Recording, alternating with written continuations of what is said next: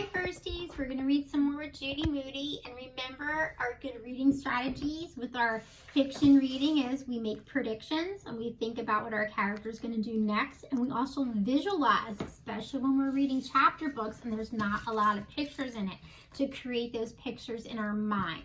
So we're going to start on the next chapter, which is called Saltwater Taffy, and I want you to remember that Judy is trying to paint part of her room purple, and she's still trying to act like Jessica Finch to stay in a really good mood, and we're going to see if all that's going to work out for her. So make your prediction. Is she going to be able to stay in a good mood for 5 days in a row, and is she going to be able to paint her one wall the peanut butter and jelly color purple she wants? So Saltwater Taffy, here we go.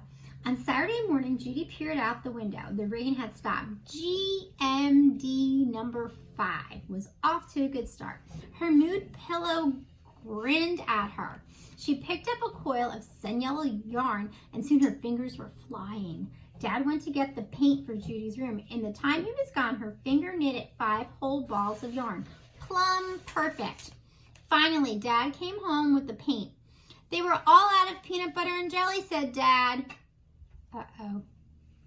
Judy felt a twinge, like a prickle, only words, bad mood words like no way and so not fair shot through Judy's head. But she could not be in a bad mood for 2 more days. What a pickle.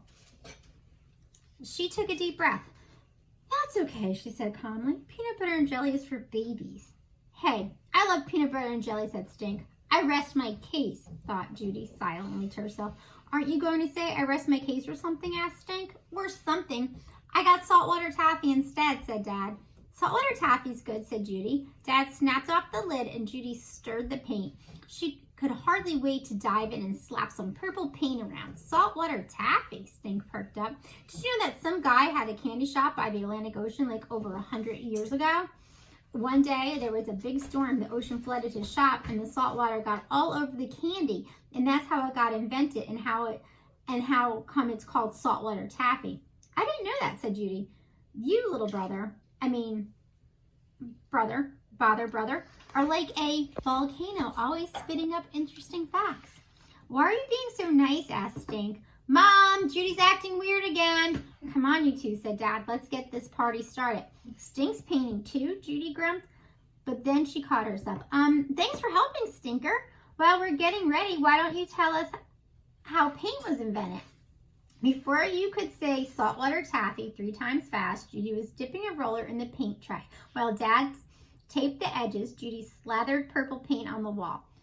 Purple, she shouted with glee. Best mood ever, Purple. Purple was on top of spaghetti royal. Stink rolled paint on the wall. Stink, you're splattering me, said Judy. She held out her shirt.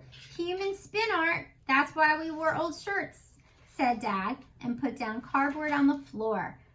Just don't get any paint on How to Get Better, my Nancy Drew books, my finger knitting, or look, said Stink. Mouse has 1 purple ear. You mean her? Judy cracked herself up. She's going to have 2 purple ears, purple whiskers, and a purple tail if she doesn't watch out. Scat, cat! She shooed Mouse out of the room. Stink cracked up. You said scat! In 2 shakes of a cat's tail, Judy and Stink had covered the wall in purple. Dad stood on a ladder to get all the edges. How do you like your royal purple palace? He asked. Judy stepped back to admire their masterpiece. Rare, she said. Now we wait for this to dry. We may need a second coat, said Dad. You mean we have to do it all over again? Judy asked. Oops, bad mood words. You mean we get to do this all over again? She turned on a smile. We'll see. In the meantime, I'm going to rinse these rollers and brushes out. Judy picked up her finger knitting. Stink sat cross-legged next to her. He stared at the wall. He stared sideways. He stared upside down. Watching paint dry is snore pie, said Stink. It's not so boring, said good mood Judy. Stink stared at the wall some more. Did you know in India they have a purple frog, also called a donut frog? I did not know that, said Judy. Did you know that purple is the color of kings and queens? I knew that. Did you know Kagillians have purple blood in their Star Trek 6 movie?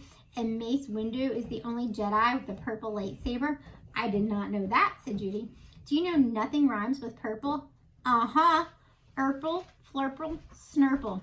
Use one of those in a sentence. Stink. All right, so did you get to imagine and visualize what Judy's room looks like? Did you make a prediction that she was going to stay in a good mood? It was a close call today.